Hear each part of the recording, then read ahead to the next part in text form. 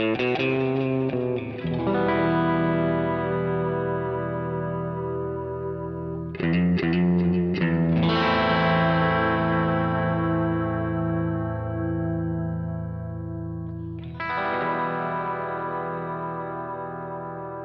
listening to Mark of the Maker.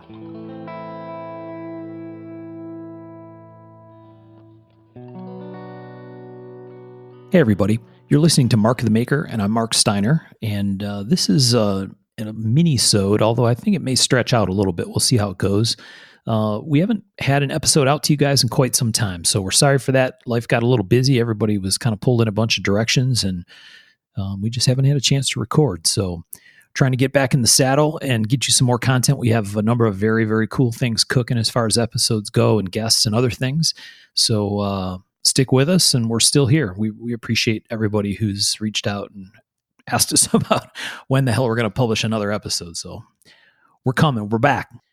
All right. This one's a mini-sode. We have two of our panel with me today. We have Mr. Michael Birch. Yeah, it's like a medium-sode. A medium-sode. Yeah, there you go. We had one of those before. It was over an hour, I think. Mm-hmm. And then Mr. Sean Kendrick is with us. Hey. Good to be back. All right. So this is kind of an interesting one. We'll see where this goes. I think it'll be a fun conversation. We have folks send us messages or email or DMs or whatever asking about this kind of stuff. And what did you call it, Birch? What was the description you gave? Buyer's guide, what makes a good knife. There you what go. to buy out there. It's vast anymore. There's so many knives to purchase. I don't envy you guys with all the stuff and all the options and the different versions and variations and stuff like that. And I think one of the first things we have to kind of clear up is the difference between separating aesthetics from mechanics. We're not talking about how something looks, because that's so subjective. Yeah. And just because you don't like a material or don't like the shape or something doesn't mean it's not a good knife, because we have to remember it just has to function as cutting, opening and closing, and being safe in that aspect. Right. Within user parameters. And one of the things you can look at is like Phil Hartsfield stuff. They were obviously very rough ground, but there's no doubt they were meant to be used, and they were good knives. So the working title for this episode was Buyer's Guide to Knife Mechanics. And we'll talk about mechanics, but mechanics people, I think when they hear that word might think flipper or folder specific, but we're going to talk about fixed blade stuff too, right? And it's what it really gets down to is kind of what to look for. How do you tell something? How do you tell a quality piece? Is that what we're talking about? Yeah. And there's so many like words that get tossed around, like tolerances and things like that really usually have no bearing on what they're actually talking about when they use them. Oh yeah, just buzzwords, man. Yeah, a ton of buzzwords like that. And if you're kind of new to this or brand new or even been around for a little bit, these are our opinions, of course, of some of the things that are to look for when you're either buying online or buying in person at a show and you have no idea who the maker is. And that doesn't mean they're a bad maker. They may just be new and you don't know anything about them.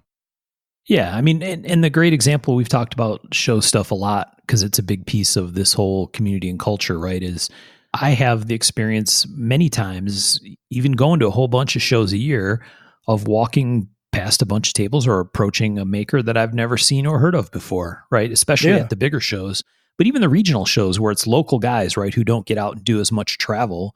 And so some of the stuff we're going to talk about are, hey, when you pick up a knife, maybe there's more to it than just does it look cool, right? There's people that collect based on what it looks like, and that's their primary focus, right? And I don't think there's anything wrong with that. It's just like collecting art. But from a knife, like a cutting tool perspective, there's some things we're talking about, and I think that's some of what we're going to dig into.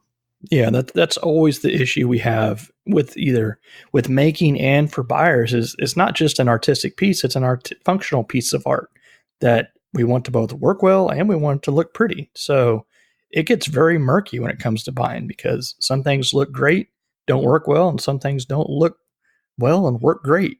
Right. And sometimes you get both, and that's when it's real fun. So that first point that you just poked at about, kind of what makes a good knife, what separating aesthetics from mechanics. So let's talk a little bit more about what that means. We see lots of knives that are doctored up with fancy materials and other stuff, but sometimes there's a little left to be desired from a bunch of other perspectives about it. I think what you're probably trying to poke at is look deeper than just does it have Mokutai or Yes. a Damascus blade or anodized screws or whatever, right? Or does it have a rough tumbled finish? If that doesn't matter to you, the mechanics of it are what would matter to you. Opening and closing properly and knowing it's going to work well for many years. And that, if that's what is important to you, here's some things that you should look for. Hopefully this kind of helps out on that aspect.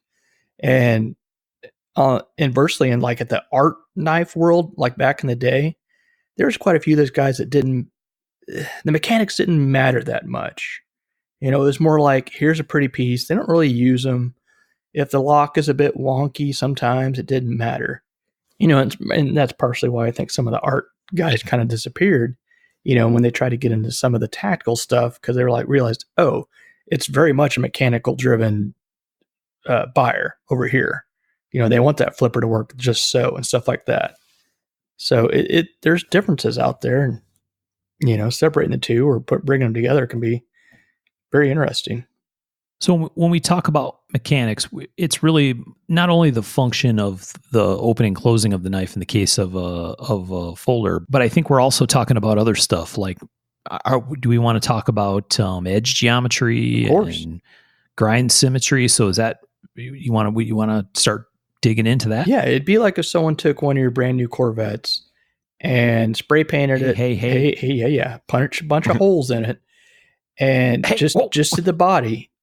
And it would look god awful, but it would still drive just fine, right? I mean, yeah, of course you'd lose your aerodynamics and all this stuff, but I mean, you know what I'm saying? Yes. Looks don't always mean doesn't work well, and vice versa. Right. So yeah, hopefully we can kind of walk through some of the go-to type of brands and some of the stuff to look for when they're brand new. And one of the things I kind of wanted to hit on was like everyone that kind of first gets into it, they get into it in the way of Spyderco, Benchmade. Some of these production companies that are very abundant out there, CRKT, things like that, zero tolerance nowadays. So what are some like quality, what I call second tier type of knife companies and knives that you guys like out there? And I'm not trying to be disparaging to, the production companies, but there's always that kind of second step of, I bought a production. Okay, now I'm stepping into this 300, possibly more type of second tier type of folder buying stage.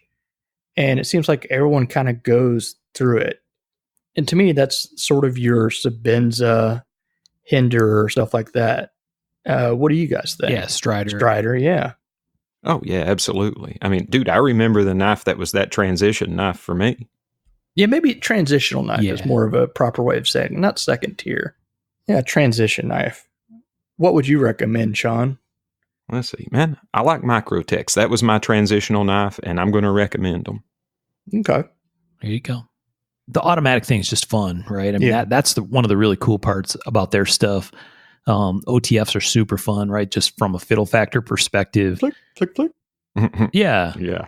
And I think, honestly, I think the blades are ground nice. The edge geometry is usually good on those knives. They function right. So, yeah, I agree. I think that's another good sort of middle tier. Well, I think like also it's getting weird now that some of the overseas companies kind of filled some of that gap too. So your production absolutely has turned into a larger pool that's kind of filled that transitional group with some very, $400 to $800 production type knives that are done very well. It's interesting to see. Yeah. And I think in this kind of second tier thing above, sort of the most standard of production knives, I think that's why the mid-tech thing a few years ago really took off for people, right? Because it was sort of another way to, in that same price range that you'd buy, one of Rick's knives or a fancified Microtech or a Strider or even anymore an Emerson, you could get a mid-tech knife that was sort of like what was the kind of maybe original is the wrong way to say it, but an earlier version of micro production type stuff. Yeah, right. very much. And you could get them from a maker that might otherwise be super hard to get a knife from. Yeah. So I think that's the role that Midtex played at the time for lots of people, and I think we still see a fair bit of that, right? We don't call them Midtex as much anymore because they sort of there was a whole bunch of them that had a real similar finish work and a bunch of other stuff. The all tumbled look, what the gray man, yeah, exactly, not Gray Man Company because that was a company, but the gray type of folder was very much inundated into the market, which was a much smaller market. But one thing that I found, because nowadays you have, the collaborations with the overseas stuff. You've got not just collaborations, you've got commission pieces. Right. And one thing I came across when I was researching doing a piece with Riot was how am I going to handle warranty stuff when it comes to this sort of thing? Because if I commission and have a production done for me, who handles the warranty? And that's probably a question a lot of people don't ask when they're buying these things, just kind of willy-nilly, because the thing is, you can't just send that back probably to have it fixed overseas. It's going to be a very long wait. So you really need to look into, is this a dealer exclusive type of situation where they're handling the warranty work? Is it a commission from a custom maker, and are they going to fix any issues you have because you're buying it from them, or it's going through them to a dealer? These are also things you need to look into when, and it was a question I was like, and my solution was just buy have them make an ass load of clips and screws and whatever to send back with it, Kind of the consumables or whatever. Yeah, the things that because they're going to get pimped, so to speak, whatever, and worked on, and that's part of the fun of having something that's a lower end or lower price sort of piece, is you can make it however you want. But things are going to get jacked up in the process, and someone's going to have to have parts to repair them with. Right. Or the thing that seems to be maybe even more common than it used to be, which is people feeling compelled to take their shit apart. Yeah, very much. And it seems like the less it costs, the more likely they are to take it apart. Which, I mean, they can do, but stuff inevitably gets jacked up, right? Somebody strips a screw or breaks one in half or misaligns a bunch of stuff, and then you got a thing you got to figure out. It does happen. And oddly enough, with the Midtex or the V4s and stuff like that, I don't have a ton that really, knock on wood, I don't have a ton that I see back for much of stuff. Occasionally someone will be like, hey, I messed a screw head up, and I'll just send a screw out. But it's been pretty good. So back on the mechanics thing, what kind of stuff do we want to suggest that people look at?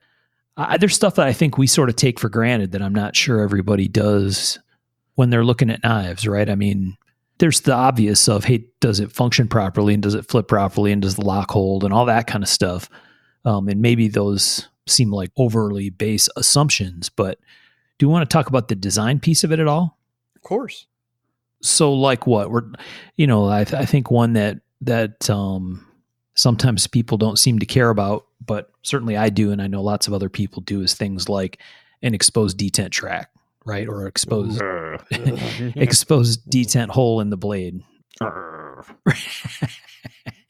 Some people don't seem to care about it, and I've certainly owned plenty of knives that have had it, but it's something that kind of ends up jumping up in my face, and I tend to not buy them anymore. But does that technically fall in the aesthetic part of it? It doesn't really detract from the usage of it, unless you got it across some weird Damascus that is going to have a little Mars rover type of drive over it. Right. The detent ripple. Yeah, but truthfully, as far as like how it works, it just, to me, it could always be designed out. Right. There's always a way to design that detent track out. And it doesn't really detract from how it works, truthfully, most of the time, but man, it doesn't look pretty. I do not like that at all. Well, and from a design perspective, like you said, you can design it out. Yes. But either the person that designed it doesn't care, which I think is true in some cases, or the aesthetics piece is more important. Yes. in their design, right? I mean, that, and I don't know, maybe that's not something we're throwing stones at. I might not like it, but clearly lots of people don't care, right? So I think it kind of happened in a way of it used to be sort of taboo for it to be there. And then a few guys that were well known kind of did it, but did it in a way that made it look good. And then it kind of just steamrolled from there, or snowballed down a big old hill of, okay, I saw that guy do it. That means it must be okay. Then other people see it and they think, well, this is just standard now. But to me, I just grit my teeth. I'm like, ugh, I don't even want to see it. I don't want to see a peak of it. right. Yeah. But on that part of it, I think things that are very important to me is also like, if you run your finger down the spine, are you going to get cut? Is the tip going to be exposed if you have, one thing you have to be very cognizant of, if you have just spacers as opposed to a back spacer, like I do like on the V4s and stuff like that, you have to bring that tip far enough back, which drives me crazy that way too, aesthetically, because I love for it to fill the whole thing, but I can't do it there because if you run your finger across that, can you cut yourself? That's pretty important to have design-wise in a knife. Yeah, you're talking about the thing where the blades closed into the handle all the way on the detent, the closed detent, yeah, and you can reach some sharp part of the blade through the gap. Yeah, right. And I've definitely had that before, where I had a knife that on the spine side of the handle, in the belly area of the blade, was too close, and if you slipped off the flipper tab, you would cut your finger. Mm-hmm. It was not fun. I found out the hard way. And technically it's a design flaw, because the handle is supposed to protect it from cutting you. I mean, that's the purpose of a folding knife, is to protect it in the closed position. So it is technically a design flaw if you can cut yourself with it. Damn, you a snooty mofo. Well, and we can get into, you could really shove your pinky down in there and get it done, but I'm talking everyday use type of stuff. Yeah. Yep, for sure. Sean, you want to talk about, from the blade perspective, what kind of stuff, whether it's on a small production or on a custom knife, what kind of stuff should people look for when they look at a blade? Like, what do you look at when someone says, hey, Sean, I made this knife, or it's a knife that you think looks cool and you're starting to check it out and, hey, I might want to buy this knife. What kind of things do you look at from a blade perspective? Man, the first thing I guess I look at if it's a fixed blade is for symmetry on the grind. I start eyeballing all of that real hard, and I'll check for, handle ergonomics, see how it feels, see how comfortable it is, see if the hard edges are broke over or if they've been left, and just start taking it from there. Right. And, with a folder, you got a lot more shit to check for.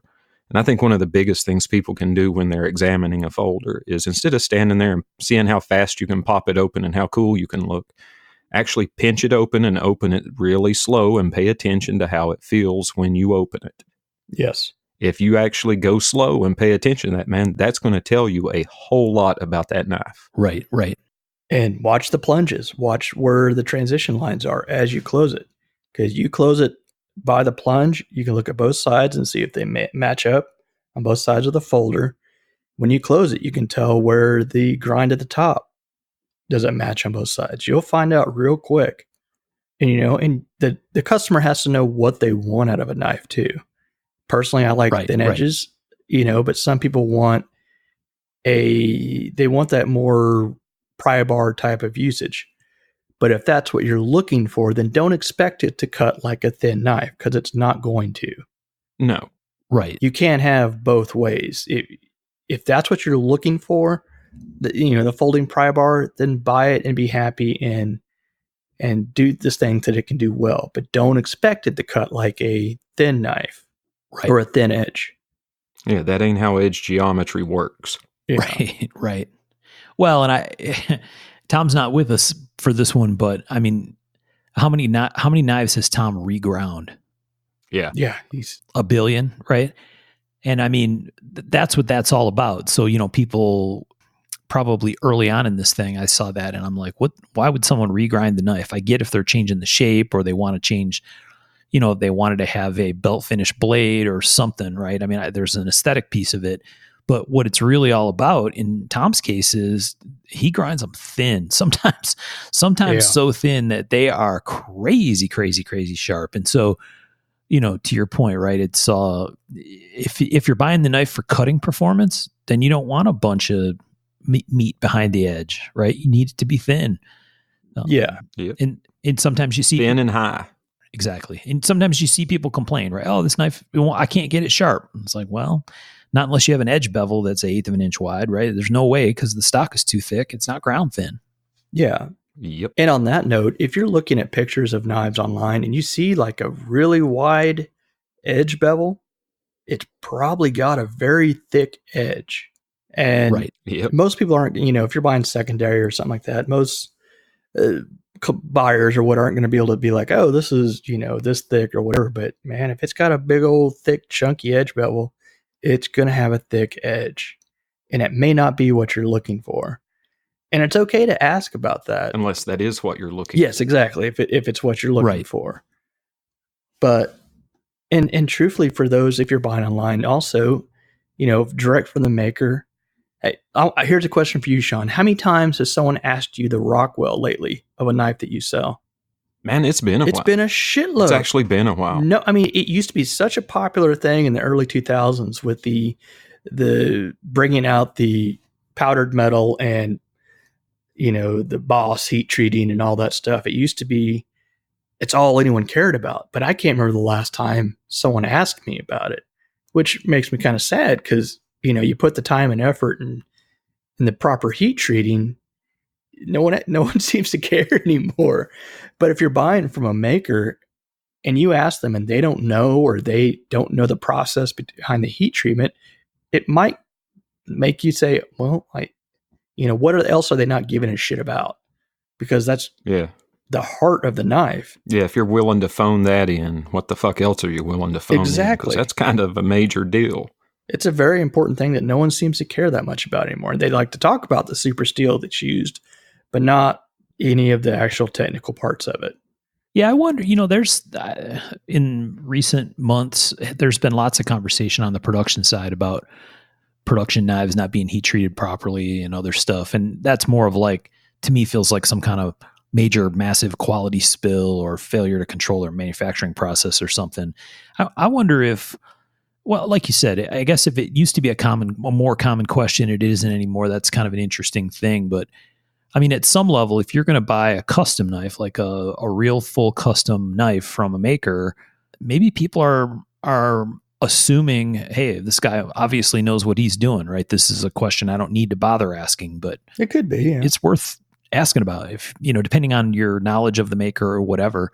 And I think a lot of the stuff that we're talking about is especially applicable in the kind of case like I mentioned, where you're either at a show or you're online or whatever, and hey, here's a maker I haven't seen before. Maybe you don't really know a lot about them other than they post a lot on Instagram or they have a Facebook group or whatever, but it doesn't mean that, right, they're an established guy that really knows what he's necessarily doing or has all of these kind of items nailed down yet. Yeah, I mean, it's a given.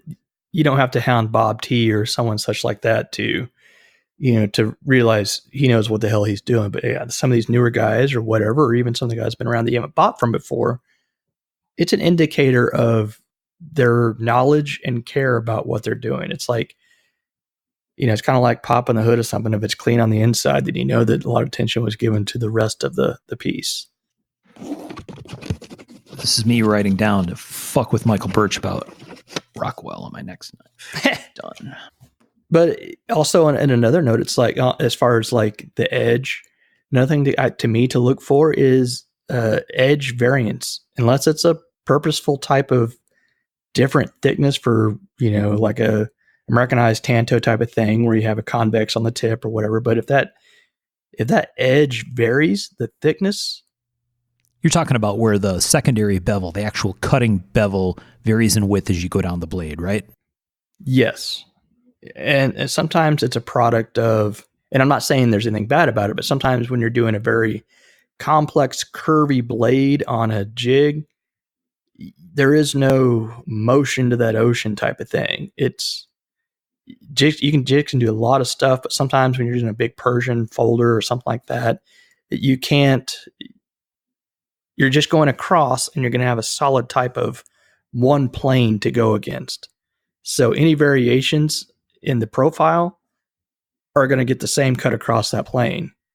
So if it dips down like a recurve, it's going to be thicker there than it is at the tips, if that makes any sense at all.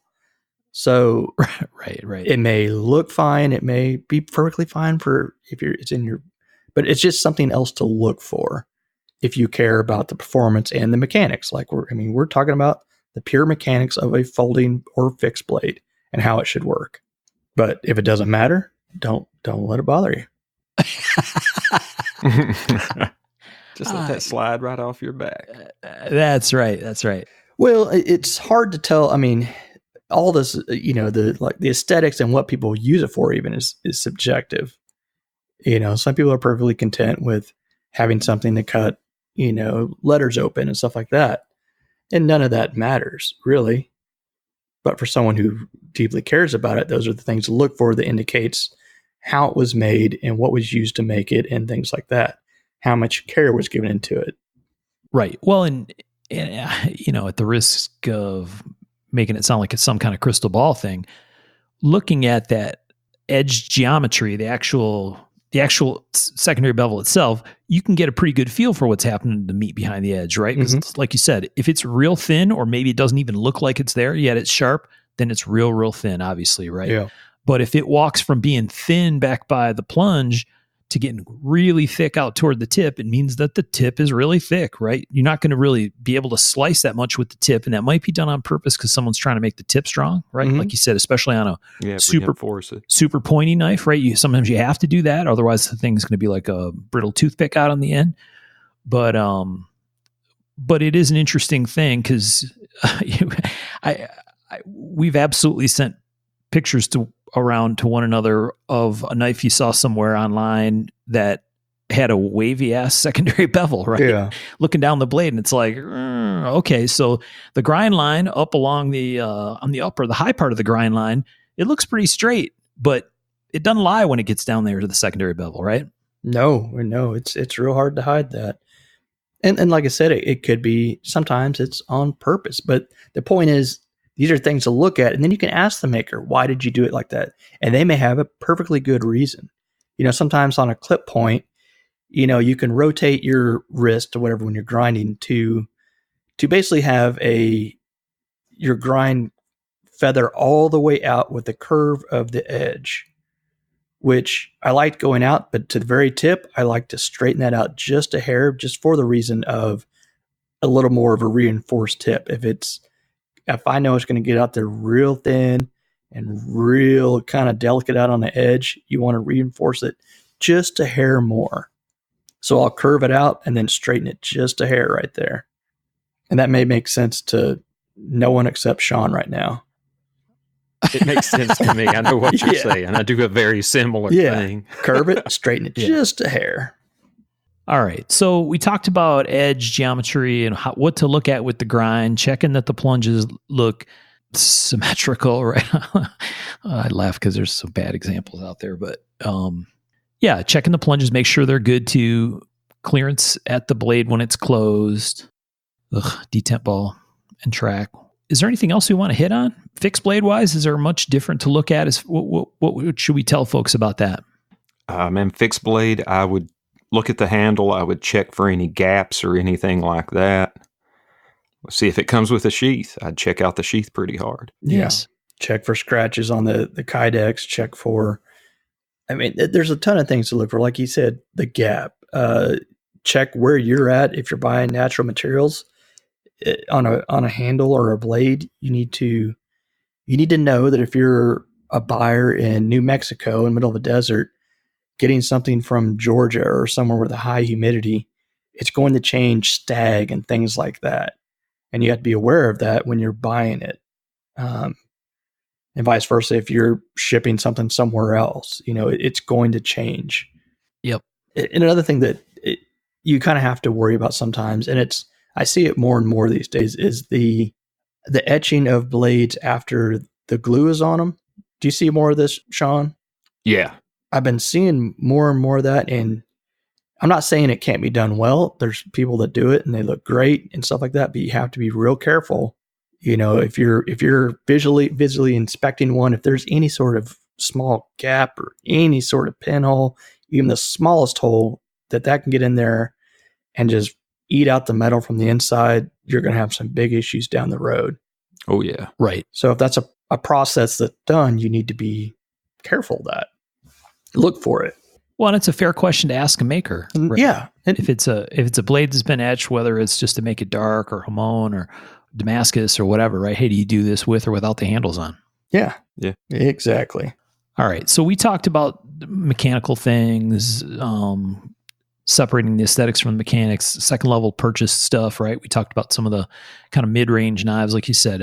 For me, the Strider and Sebenza were sort of that second level thing for me, where it's like, these were not cheap knives. They were high quality knives, right? They function really well. That was definitely a spot that I went to next, right? Sebenza, I mentioned this in an earlier episode. When I bought my first Sebenza, it was a kind of a choke point, right? It's like, oh my Lord, how much am I spending on a folder? Yeah.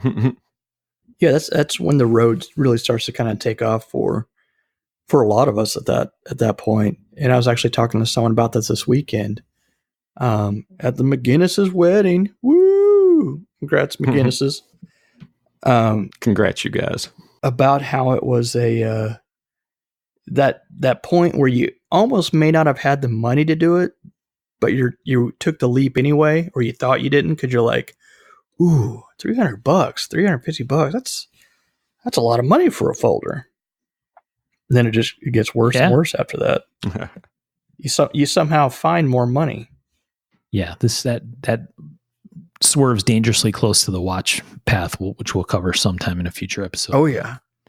Oh man, in the science of addiction, there's probably a fucking term for it. You know there is. Science of addiction. I would not know there is. I don't study such a thing. It's called like a dare you a pendulum purchase or something. Something. Yeah, that tipping point. Right. All right. So when folks, a lot of times we've seen a lot of people post in the Facebook groups and on Instagram and other stuff. Oh, I don't have time to go to shows, or I don't have the money to go to shows, or I don't have whatever. They're not interested in the show thing, in spite of what we think are the really cool parts about doing shows, even a local show, right? Even your local knife collectors club show or whatever. I'd say especially those. Yeah. But there's people that aren't interested in that for a variety of reasons. So when it comes to researching a new maker, like they see something cool online, right? What kind of things should people do to go try to figure out, hey, is this one, do they know what they're doing? And maybe we've already talked about some things they can look at to get a better feel for, does this person look like they have technical capability, right, to make a good knife? Is there other pieces of this that we want to hit on? Look their ass up. Yeah, Facebook stalked the shit out of them. Yeah, it used to be like in the forum days, we had a very good system of good, bad, and ugly of who was doing shitty stuff and who doesn't. And now we have things like the EDC dealer no deal group and things like that. Hop in there, do a quick search, because unfortunately the community's gotten a lot bigger, which has allowed for a lot more dipshittery, I guess. And there's been many a maker just take orders and run off, or not deliver, or make shitty knives and things like that. Hop in and check their name out. Do a quick search before you do anything. Yeah, there's no shame in that game, right? And it may save you some money and a bunch of heartache. Oh, God, yeah. Dude.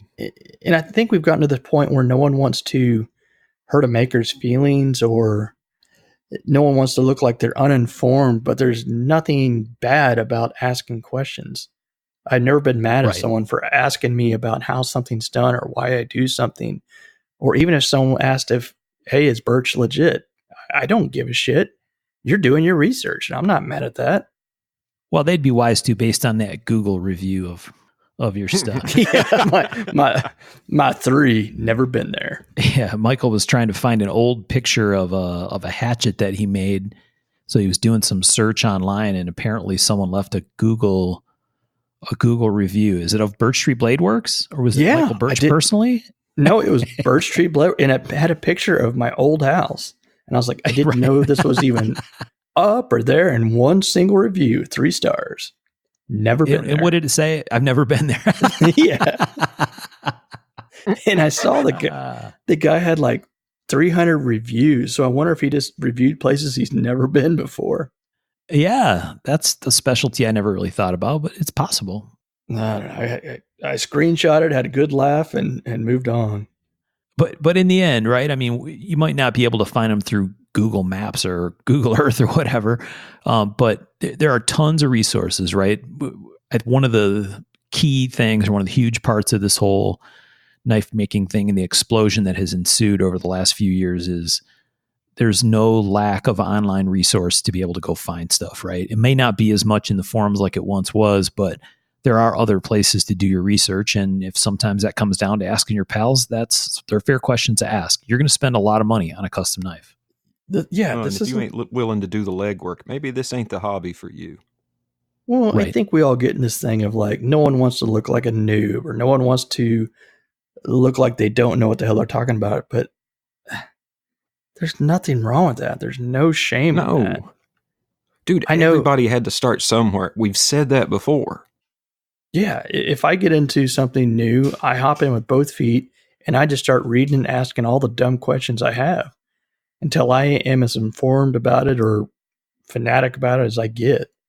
Yeah, I will say that that's one of the really unfortunate parts of the migration to social media. Not that it didn't happen in the forums too, to some degree, but especially on social media where people seem a lot more Wild West about things. You'll have a new person come along and come into a group and say, hey, these look really cool. How do I get one? And it turns into a fuckboy fest, right? Where people are just being jackasses. So that I can see why someone would have hesitation to ask a bunch of questions. Because if you ever see that happen, it's frankly shameful. And you should shame the person who's doing it and make them feel like a sack of shit. You should make them feel like the fucking shithill they are. Right. I can't stand the dog pile of when someone brand new comes in and asks, why is this $1,200? That's a legit question. Trust me. Someone asking $1,200 for about a knife is more legit than someone paying $1,200 for a knife. And I hate saying that because that's my damn job. But step back from it a second. If you're brand new to this and you have a Gerber in your pocket or whatever, which is nothing wrong with that, there's nothing wrong with someone asking that question because it's strange to people that someone is paying this much money for a knife or insert whatever someone is collecting at a higher end because these are luxury items. No one needs EDC items, Nux, pry bars, all that kind of stuff is all in the same everything, category, right? I think that's one of the things that I think we talked about before we started this show was trying to help remind people, right, that that's dickhead behavior, right? And that what we should do, it is what we should be doing when we talk about our knife community and all the great things that we do, which is 100% true or largely true, is bring people along, right? Yeah. It should be about, instead of a dog pile about, oh, you fucking idiot, you don't know anything about whatever, it should instead be people trying to help new people along, right? Because that's what all this is really all about. Absolutely. No, it's just a string of memes and GIFs. Well, man, the thing is, I don't think these fuckheads realize that they're actually doing the maker they claim to love a fucking disservice. Yeah. They're making him look like an asshole. Him or her look like an asshole. A fucking dickhead via proxy. But I also get it. There is tertiary dickheadery. There's also a little bit of ownership to a collector that people like or a maker that people like. And I get that to a degree. But please be courteous. Man, but you can have that and not be a fucking cock toward people. Right. Yeah. Oh, yeah. And I think it's tamed down. Yeah. To a degree. I know that. Well, I don't know. Maybe I'm just not where it's happening. Well, I know that Burnley's had to go in and say stuff a few times in his group about let's calm this shit down because it shouldn't be happening. Right. Yeah. And certainly not just Lucas, but it's a good example, right? That a lot of people are probably familiar with. And I agree, Michael. I'd like to think that that's gotten better and people have started to kind of get a little bit more back to the side of help new folks along, right? And take pride in that fact, right? Where you're kind of paying it forward with a little bit of knowledge. Mm-hmm. but it's still out there, and I can see yeah. why it would be intimidating to newer folks to the game to ask questions. Yeah. But we're saying you can say that Mark the Maker sent you and said it's okay to ask questions. And if you see somebody acting like a dickhead like that, roast them. Roast their fucking ass so they're ashamed to show their face. Wow. He's Dude, saying seriously, I don't care for that shit. It's just a form of fucking bullying. it is. No, it absolutely is. And you're getting some kind of little ego trip over it, and it's bullshit. How dare you not know Sean Kendrick? Rant off. That sort of craziness is just like we live in a very small, we think it's huge, but it is relatively small community, and we should be letting new people in, answer the questions, be helpful like we're trying to be helpful here, which we're probably not helping anybody. Or just be like, bunch of jackasses. But we'll be passing out Save the Noobs capes to wear at the next show. that's right. Fucking Captain Save a Noob. Look at it. Save a noob. But yeah, do your homework, man. Look around the internet, because if they've had bad deals, someone has said it before. And I don't get this when you see these old like threads resurrecting and like the EDC deal or no deal. And I think there's a few of them, but where it gets brought back up from the dead because new people got screwed over by someone, the same person. Right. How in the hell is this possible? Yep. It's like Rocky 17. Yeah. Oh yeah. I've seen this movie 16 times before. Yeah, and you think, oh, why this? And you're like, oh, somebody fell for it again. Like, shit. Yeah. And there are so many solid makers to buy from out there. It's amazing. Tons of good guys, tons of good gals making knives. Very true. Yeah, and I think the trap that people easily fall into, I've done it myself over time, is, sometimes there's a bunch of hype, right? There's a very active group of people who are fans or whatever, or you kind of get on the trail of something that you think is really cool and can't shake it. And you end up, maybe this is back to Sean's addiction theory stuff, but you end up buying something without doing the homework that you need to do. And honestly, some of that you got to buyer beware, right? Caveat emptor. You got to know what you're, baby. You got to pay attention. And if you don't do the homework, then you roll the dice for sure. Well, here's the thing. You don't have to buy it today. Even if you're at a show and you see a mad rush for something, someone newer that's been hyped up or whatever, and you see a crowd going to something that you've never heard of, just because you can and you think you ought to, you don't have to buy that EDC piece today. They will be around. Do your research, find out about it. We very much get pulled into this, oh my gosh, there's a big crowd. Someone's excited about something. I better hop in there and do it too. That hype, like you were talking about. And it makes you feel like you have to have a sense of urgency about purchasing that piece right now before everyone else gets on it or gets into it. And you don't have to. You can sit back and wait, and you will find that piece if it's something worth getting. Yeah, but that instant gratification, man. Yeah. It feels so good. Right. Yeah, definitely. So one of the things that hold on. There's one thing I want to talk on real quick, man. A decent resource when you're trying to research a maker is his collector group. Yeah. Yep. If you see a guy who's posting pictures with 15 of this guy's folders, reach out to him. Say, hey, I noticed you had this. What do you like about it? What's it like to deal with this dude? I know that happens a lot in my collector base. Yep, for sure. I've had lots of people reach out to me about different knives. And you may make a friend. Yeah, absolutely. Oh, yeah. Yep. Excellent point, Sean. And I've had lots of people reach out to me about knives I've posted on Instagram or Facebook.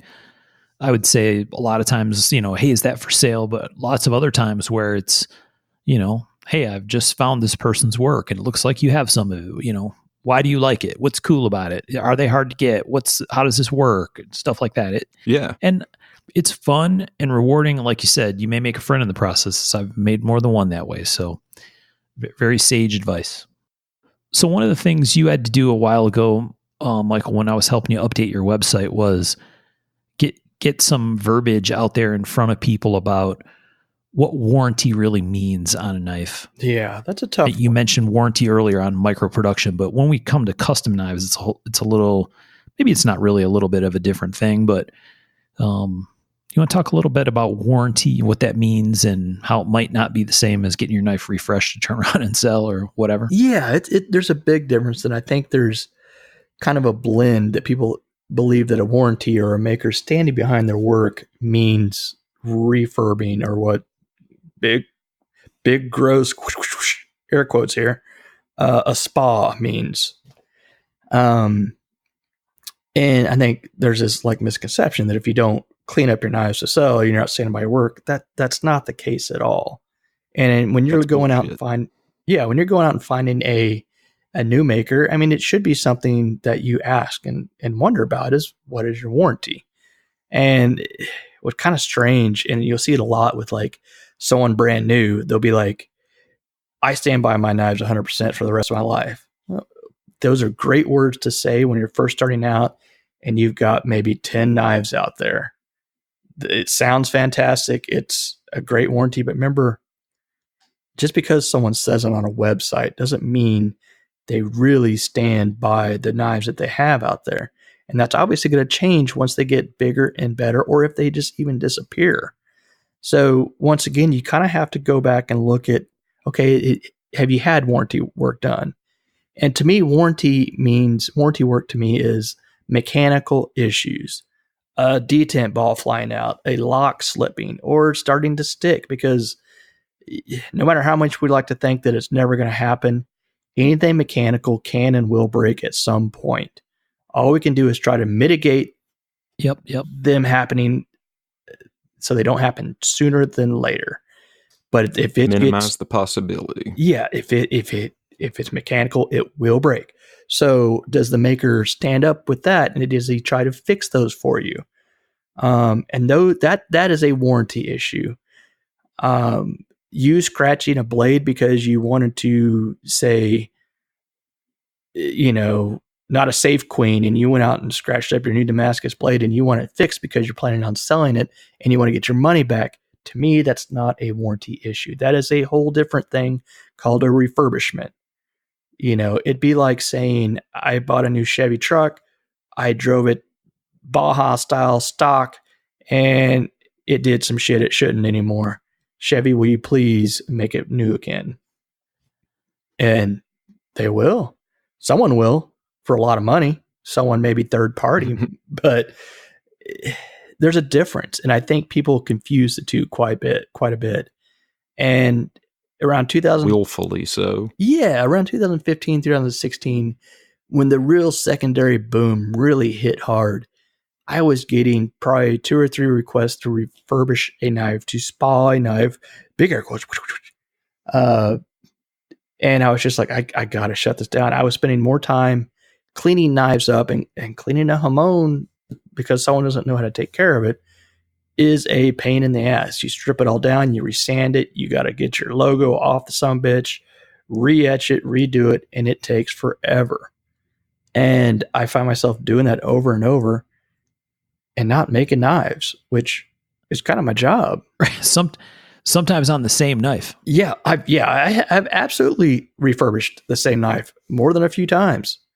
And I had to shut it down, and I got a lot of backlash of, oh, he doesn't stand by his knives and stuff like that. I was like, I absolutely stand by my knives, but I stand by the mechanics of it. I want you to have a working knife, one that opens, closes, and cuts. Those are the purposes of a folding knife. So, but it's something that you probably need to have a discussion with your maker. And once again, there's no shame in asking these things or looking on the website. That is one thing that a lot of people will absolutely not do. 90% of the questions I get are on my website that Mr. Steiner put together. Right. Yep. No, I get it with the ray gun thing a lot too. Same exact thing.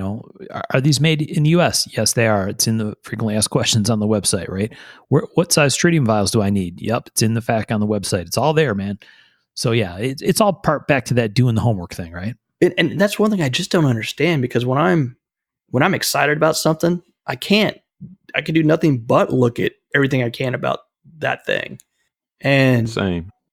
I want to devour every bit of information I can about something that's new to me or new, exciting, especially if I'm spending that sort of money, Right. But none of this is a given. You need to look into it.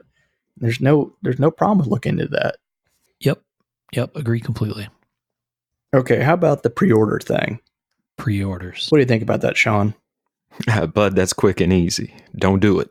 If you're a maker, don't do it. If you're a collector, don't do it. I mean, maybe I oversimplify, but man, I personally won't do it because I've seen a lot better makers than me go the way of the dodo fucking because of it. Yeah. That's the thing, right? Is I think it's sort of the express train to getting into over your head. Exactly. Yeah, buddy. Yeah. There's exceptions to every rule. I mean, dude, it's just one Murphy's Law incident from fucking catastrophe. It is. And it seems like a story that repeats itself over and over. And there's a few guys that have been doing it for, and they do fine. Old school makers, once again, look, if you're thinking for some reason you want to do a pre-order, if they've been doing it for years and delivering, great. But the thing that happens over and over is a maker takes the pre-order stuff. They then use some of that money to have to buy supplies for something else. And then when it comes to building them, the parts that someone already bought, they don't have the money to buy the materials to do it. And it's this cycle of shit that just goes over and over. I mean, I don't think I can express enough how many times we've seen this thing happen to people. Right. And people you think it would never happen to.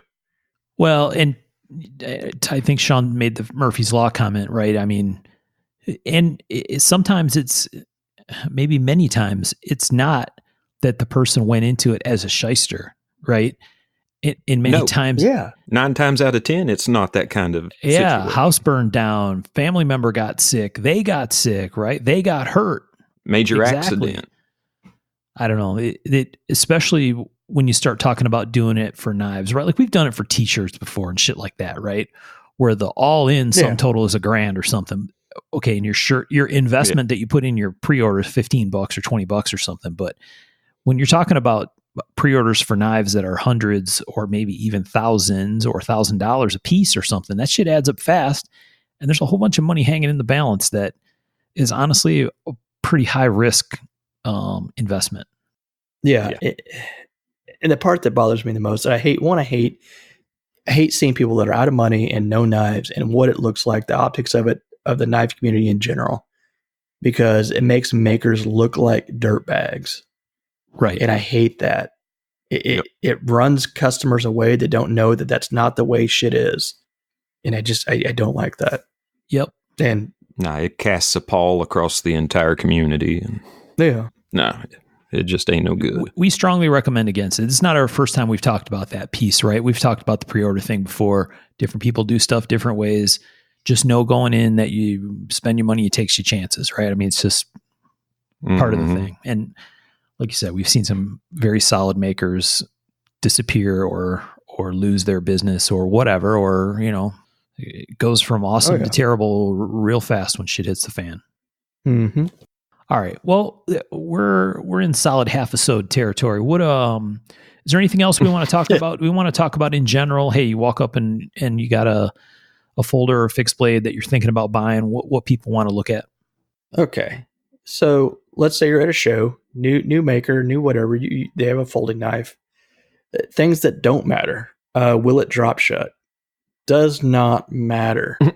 You could have the loosest, goosiest pivot to blade pivot hole ratio, and it could just fall shut. You could have, it could be such a wide variety of things. A very loose lock bar that will mess up later.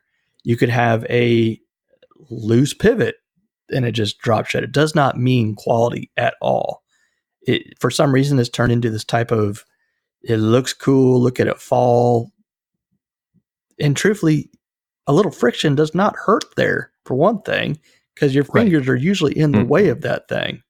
But unfortunately, with bearings and stuff like that, it's hard to slow those sons of bitches down closing because they're on bearings.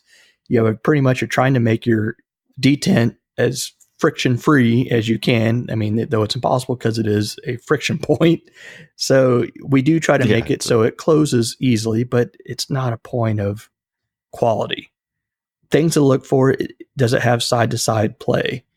Does it have rock lock? And rock lock is basically in the open position, does the blade rock back and forth?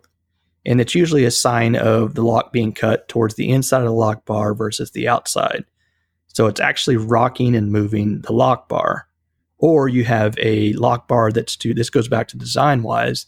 If you have a lock bar that's too close to inside of the pivot, like underneath it and inside it, it will do the same thing because it's pushing inward and that pushing that lock bar inward.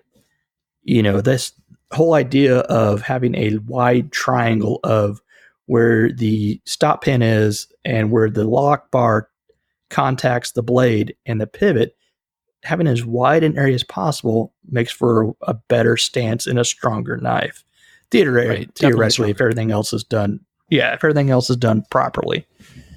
But things to look for when you're looking at because we tend to look at how does it function now, but we also need to look at how will it function in 5 or 10 years from now, because we tend to be very quick with, okay, it's great, look how fast and zips and does this real fast. Sometimes we've gotten to the point of a very, very strong detent, and sometimes at the detriment of losing the ability to wear a knife in, which inevitably, once again, mechanically stuff will wear. It's just the way it is. Over years and years of a knife dropping shut or closing shut, you will even get wear that way. Once again, we need to look at the size of the stop pin.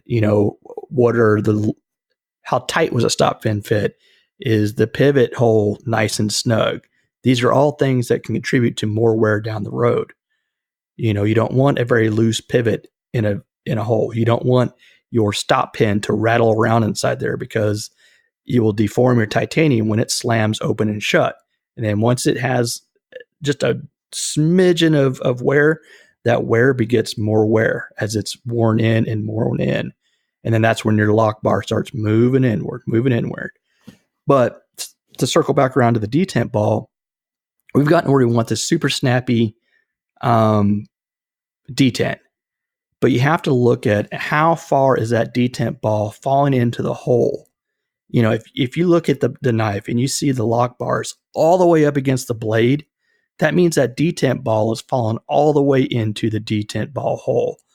And that makes for a very snappy detent because it's pushing up against a lot of the detent ball. But years from now, as that wears, it could possibly create slop. And I'm sure you know what I'm talking about, Sean, where that detent ball slop is the worst thing ever, where it feels smushy in the closed position. Where the ball is not riding on the edge of the lip. It's all the way in there and actually has a gap or has a little bit of wiggle in there. And if you're not careful, those knives, that will happen to them. There's a lot of talk of tolerances and things like that, but most of the tolerances of things that matter are the things you can't see. Exactly. You want and I use an example of 1911 sometimes, where people talk about, 1911, a well done custom 1911 won't run all the ammo and stuff like that because it's a very tight fitting type of machine, and you have to have the right ammo to make it run good, because shit ammo won't run well in it because it's tight. And a knife is very much the same thing. You want the tolerances to be tight, as in the pivot to the blade, as in how the contact of the blade hits the stop pin, how the stop pin fits into the handle. All those things need to be snug and fit well. Right. And I know that's hard to sometimes look at when you're looking at a blade, but you can feel it. If you get into it enough, you can feel it when you close it.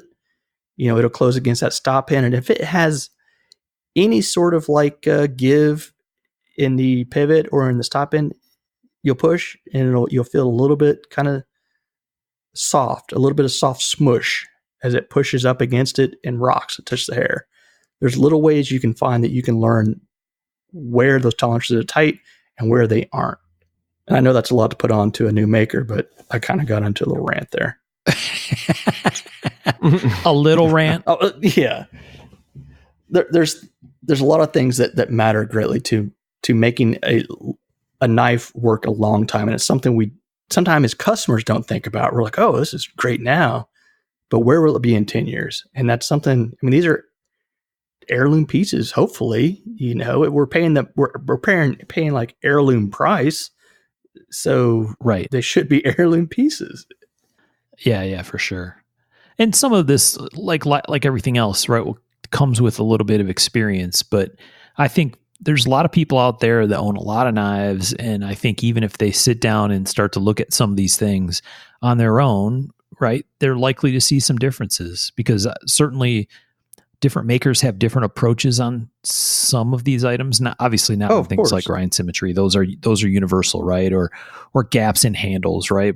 Basic fit and finish bullshit is not what we're talking about. So, some of these things are different, right? They're mechanical, functional pieces of the knife. So yeah, basic cost entry to the whole scene is getting the fit and finish right.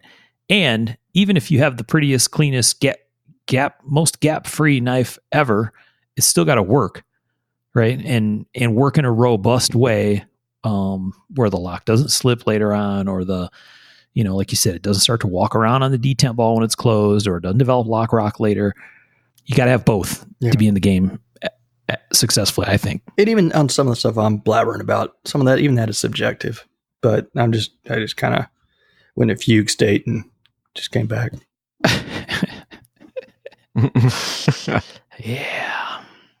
Okay. Anything else we want to talk about on this buyer's guide? Maybe buyer's guide's the right name. We'll have another episode at some point about design stuff, right? Because I think that's another really interesting piece of this, is what to look for from an overall design perspective, right? Whether it's, like you said, things related to lock geometry, or I don't know. There's a bunch of different things to talk about there. So we'll do another Minisode at some point about design. Yeah. Well, when you start talking about folders, there's just so much shit to cover. Right. Oh, and we're in the golden age of mechanics as far as design and mechanics and what we're letting and doing. It's kind of fun to see.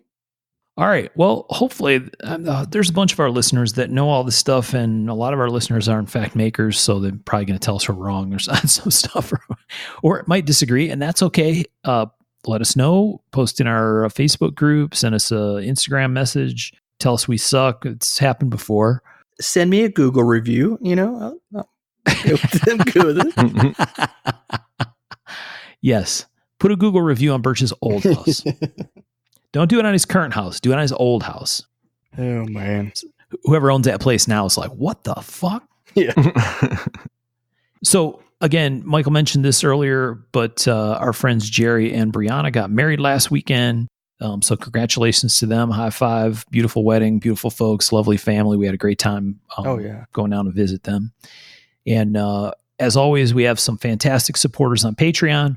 We really appreciate everybody that interacts with us on Instagram, and especially in the Facebook group. I really like the Mark of the Maker Facebook group, because people post pictures and we have a lot of interaction and conversation. And recently we had some questions for listeners, and they have been chiming in and talking to us a little bit. So we appreciate all of you. Thanks for your support, and thanks for listening. Thanks all. Thank you, guys.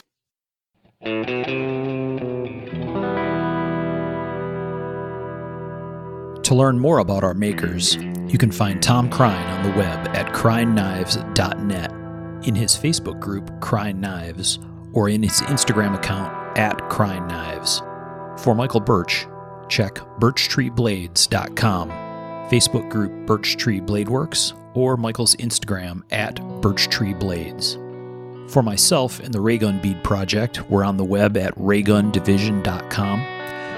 We have a Facebook group called Raygun Division, or my personal Instagram at msteiner. For those interested in photos, references from the show, or some discussion about the show itself, you can find us on the web at markofthemaker.com, in a Facebook group called Mark of the Maker, or on our Instagram at Mark of the Maker. Last but not least, the ultra cool and haunting background music we use for the show is a piece called Noir Guitar by Stevie's Amp Shack. found at the Free Music Archive and licensed under Creative Commons CC BY 4.0. Thanks for listening.